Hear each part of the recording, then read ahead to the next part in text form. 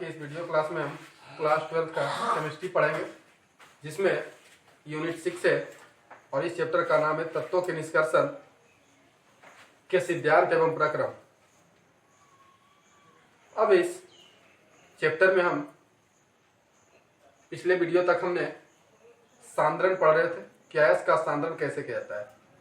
तो जो अयस्क में उपस्थित अशुद्धियां होती है उसे गैंग होती है और वो अशुद्धियां को हटाने की विधि को ही हम अयस्कों का सांद्रण कहते हैं। तो इसमें हमने दो विधि पढ़े थे। एक विधि था द्रव चालित धुलाई और इस विधि द्वारा ऑक्साइड अयस्कों का सांद्रण किया जाता था, और दूसरा हमने पढ़े थे फेन उत्प्लावन विधि। इस विधि द्वारा सल्फाइड अयस्कों का सांद्रण किया जाता है। तो अब हम तीसरा विधि पढ़ते हैं, जिसमें कहता है कि विद्युत चुंबकीय पृथक्करण विधि। क्योंकि तत्वों के निष्कर्षण के सिद्धांत एवं प्रक्रम जानने से के पहले कुछ छोटे छोटे टॉपिक जानना बहुत जरूरी है कि विद्युत चुंबकीय पृथक्करण विधि क्या है। आप लोग ये फिगर देख रहे, ये चूर्णित अयस्क का इंडिकेट है। ये जो बना हुआ है ये हाउफर है, जिसमें अयस्क को डाला जाता है। ये जो गोल गोल है ये रोलर है, चक्का टाइप। ये लेदर बेल्ट है, जैसे देखते होंगे कि गेहूं पीसने वाले मशीन, मसाला पीसने वाले मशीन में एक जनरेटर से और एक जो मशीन होता है मसाला पीसने, उसमें लगे हुए होते बेल्ट, लेदर का बेल्ट लगे होते। उसी तरह लेदर का बेल्ट है। यहाँ इलेक्ट्रोमैग्नेटिक्स है। इस इधर ये जो रोलर है इसमें इलेक्ट्रोमैग्नेट मतलब चुंबक लगा रहता है, सही तो रोलर रहता है, लेकिन इधर में इलेक्ट्रोमैग्नेट लगा नहीं रहता है। ये चुंबकीय अयस्क है, इंडिकेट हो रहा है, और ये अचुंबकीय अशुद्धियां, मतलब ये अशुद्धियां है और ये शुद्ध अयस्क है। इसमें देखिए क्या करते क्या है, फिर से एक बार इसको आप समझ लेते। ये चूर्णित अयस्क है, चुरा हुआ अयस्क। ये हाउफर है, ये रोलर है और ये भी रोलर है, लेकिन इधर इलेक्ट्रोमैग्नेट लगा हुआ है, चुंबक लगा हुआ है। ये लेदर बेल्ट है जो एक दूसरे को फीता जिसको बोलते हैं। ये चुंबकीय अयस्क है यानी शुद्ध अयस्क है, और ये अशुद्धियां। देखिए इसमें इस विधि में क्या होता है कि इस प्रक्रम द्वारा चुंबकीय अयस्क जैसे आयरन तथा तीन अयस्क इत्यादि का संबंध किया जाता है। यानी इसमें वैसे चुंबकीय अयस्क का सांद्रण किया जाता है। चुंबकीय अयस्क तो यानी जिसमें चुंबकीय अयस्क कहलाते हैं, जिसे लोहा चुंबक के द्वारा आकर्षित होते हैं, तीन चुंबक के द्वारा आकर्षित होते हैं। इसीलिए इसमें इस प्रक्रम द्वारा चुंबकीय अयस्क जैसे कहने का मतलब आयरन तथा तीन अयस्क इत्यादि का सांद्रण किया जाता है। इत्यादि को से अशुद्धियां को निकाला जाता है, यानी चुंबकीय अयस्क का इस विधि द्वारा सांद्रण किया जाता है। इस प्रक्रम में सर्वप्रथम अयस्क को महीन चूर्ण बना लिया जाता है, यानी जो चुंबकीय अयस्क होता है उसको महीन चूर्ण बना लिया जाता है। जितना हम उसको चूर सकते हैं महीन चूर्ण बना लिया जाता है। अब चूर्णित अयस्क यानी जो चूरे हैं अयस्क को घूमते हुए बेल्ट पर, ये जो घूमते हुए बेल्ट पर एक किनारे से दूसरे किनारे, देखिएगा इस प्रक्रम में सर्वप्रथम अयस्क को महीन चूर्ण बना दिया जाता है। अब चूर्णित अयस्क को हाउफर के द्वारा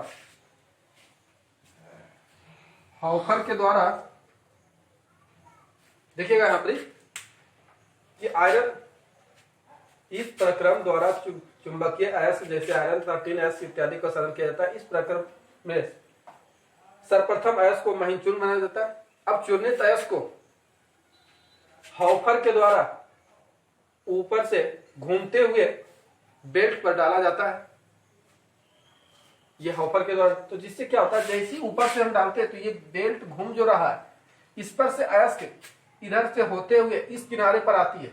देखिए एक किनारे से दूसरे किनारे पर जाता है, यानी हम जो चूर्णित अयस्क है उसको हाउफर के द्वारा हम ऊपर से नीचे डालते हैं और डालने के बाद ये जो घूमते हुए बेल्ट है ये अयस्क एक किनारे से दूसरे किनारे पर जाता है। अब चुंबकीय अयस्क इलेक्ट्रोमैग्नेट द्वारा आकर्षित होकर अलग ढेर बनाती है। यहां तो इलेक्ट्रोमैग्नेट लगा हुआ है, तो जो चुंबकीय अयस्क होती है यानी अशुद्धियां जो नहीं होती है, चुंबकीय अयस्क होती है इलेक्ट्रोमैग्नेट सहित जो यहाँ रोलर लगा हुआ, तो उसके द्वारा अलग होकर आकर्षित होकर चुंबक के द्वारा खींचा जाती है और अलग ढेर बनाती है। और जो अशुद्धियां होती है उसका एक अलग ढेर बनता है। देखिए आज चुंबकीय पदार्थ अलग ढेर बनाता है, इस प्रकार चुंबकीय अयस्क अलग हो जाता है। यानी कहने का मतलब है कि सबसे पहले इस प्रक्रम द्वारा चुंबकीय अयस्क, जैसे कहने का मतलब आयरन यानी लोहा और टीन का साधन किया जाता है। इस विधि में सर्वप्रथम अयस्क को चूर्णित कर दिया जाता है और उस चूर्णित अयस्क को हॉफर के द्वारा घूमते हुए बेल्ट पर डाला जाता है, जिससे अयस्क एक किनारे से दूसरे किनारे जाता है।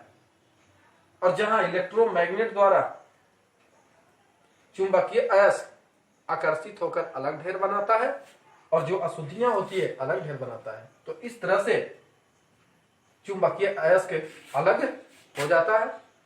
इस प्रक्रम द्वारा आयरन अयस्क जैसे हेमाटाइट, मैग्नीज अयस्क, पायरोलूसाइड का साधन किया जाता है। तो ये आप लोग समझ गए होंगे।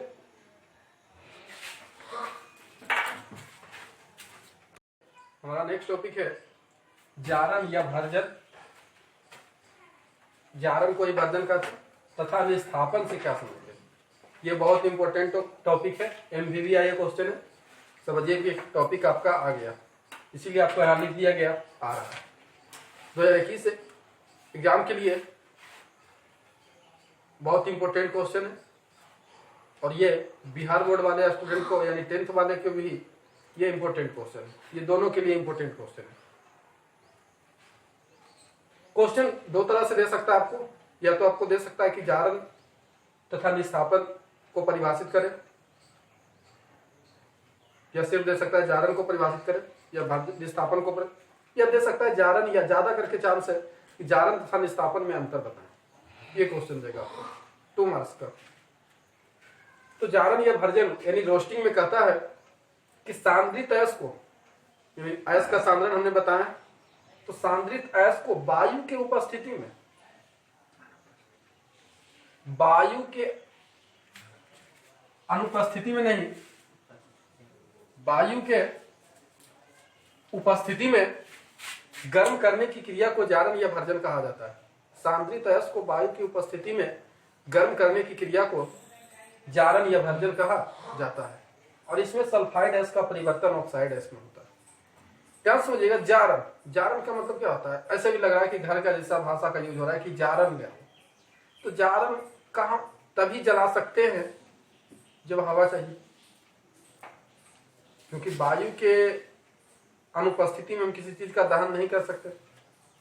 ईंधन का दहन नहीं होता है वायु के ऊपर, ईंधन के दहन के लिए वायु की उपस्थिति अनिवार्य है। उसमें एक जारन शब्द, जारन भी आता है हमारा घरेलू शब्द।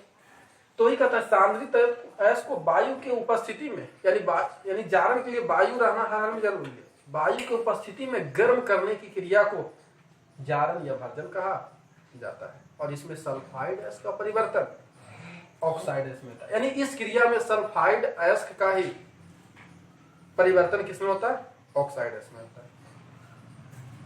इसके अपोजिट होते हैं निस्तापन, कि सांद्रित अयस्क को वायु के अनुपस्थिति में गर्म करने की क्रिया को, सांद्रित अयस्क को वायु के अनुपस्थिति में गर्म करने की क्रिया को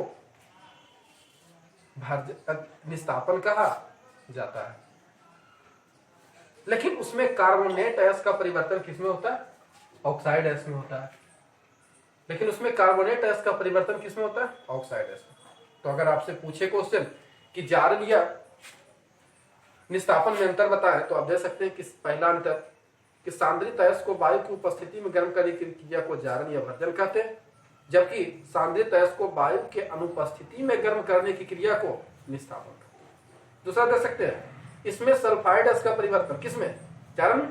इसमें सल्फाइड अयस्क का परिवर्तन ऑक्साइड अयस्क में होता है। और उधर दे सकते हैं कि इसमें कार्बोनेट एस का परिवर्तन ऑक्साइड एस में होता है।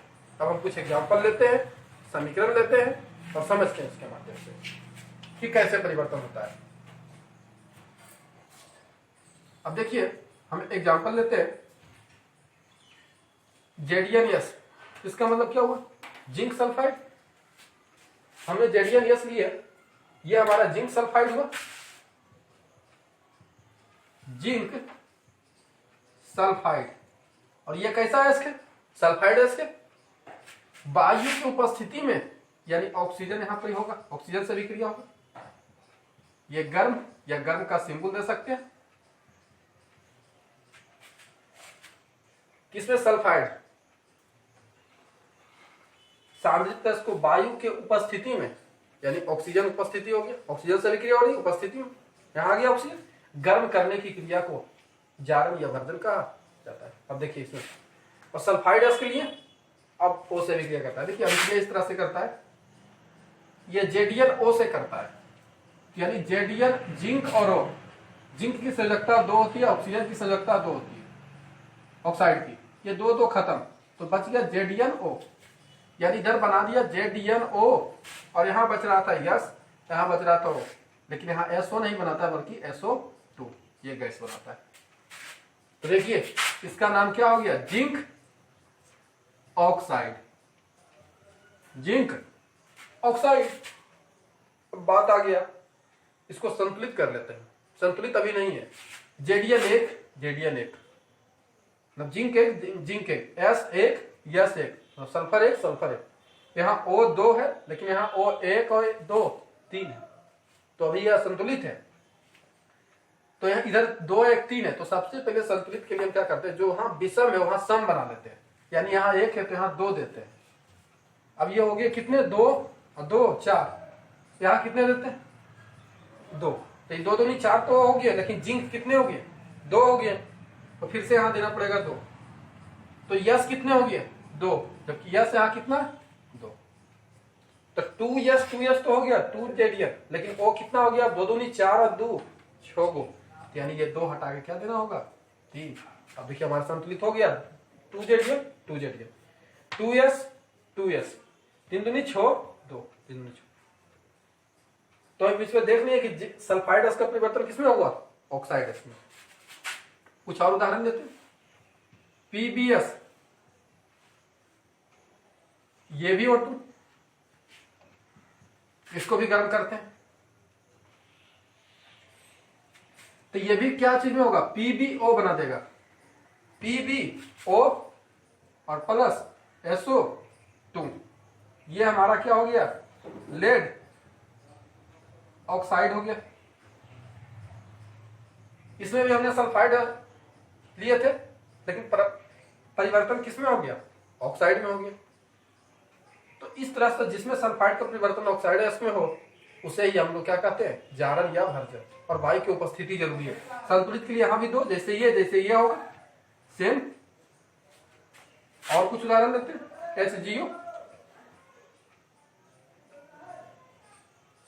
HGO लेते हैं, Hg में मरकरी होता है, इसमें भी O2 गर्म का सिंबल, तो यहाँ HGS हुआ, अब यहाँ HGO क्योंकि सल्फाइड, और फिर क्या बनेगा, SO2, तो ये क्या हो गया, मर्क्यूरिक ऑक्साइड। इसमें संतुलित के लिए 2, यहाँ 3, ये 2 और 2, ये जैसे सेम एक वजह से सब होगा। तो इस तरह से आपने देख लिया कि गैस को वायु की उपस्थिति में गर्म करने की क्रिया, इस तरह की क्रिया को जारण या भर्जन कहा जाता है, रोस्टिंग कहा जाता है। और इसमें देख चुके हैं कि सल्फाइड का परिवर्तन किसमें होता है, ऑक्साइड में।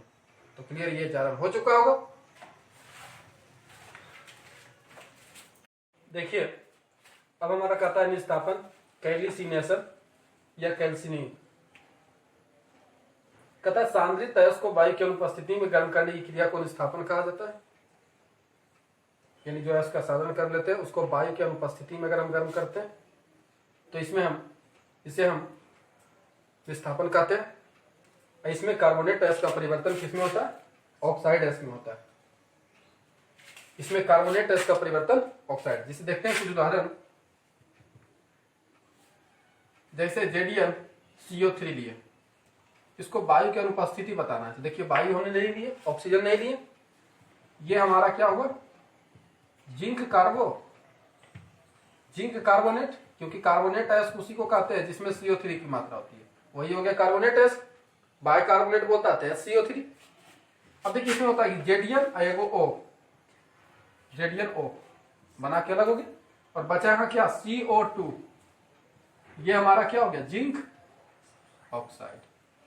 तो इसमें भी हमने देखे कि कार्बोनेट एस का परिवर्तन किसमें हुआ, ऑक्साइड एस में हुआ, इसलिए ये क्या हुआ निस्तापन। और लेते MgCO3, मैग्नीशियम कार्बोनेट, इसमें भी होगा MgO, और यहां CO3 है तो क्या होगा CO2, यानी मैग्नीशियम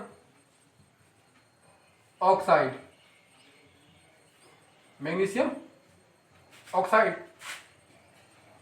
इसे भी देखिए सल्फाइड कार्बोनेट का परिवर्तन किसमें होगा ऑक्साइड, वायु की अनुपस्थिति दे। और कुछ उदाहरण लेते हैं CaCO3, तो इसमें ये CaO हो जाएगा और CO2, इसमें भी CaO और CO2, तो ये हमारा हो गया कैल्शियम कार्बोनेट, और ये हो गया कैल्शियम ऑक्साइड। तो इसमें हमने देख रहे हैं कि कार्बोनेट एस का परिवर्तन किसमें हो जाता है ऑक्साइड एस में। तो इस तरह से आपको निस्थापन और भर्जन समझ में आ गया होगा, और हम इसमें अंतर भी आपको कहेगा तो आप आसानी से लिख सकते हैं।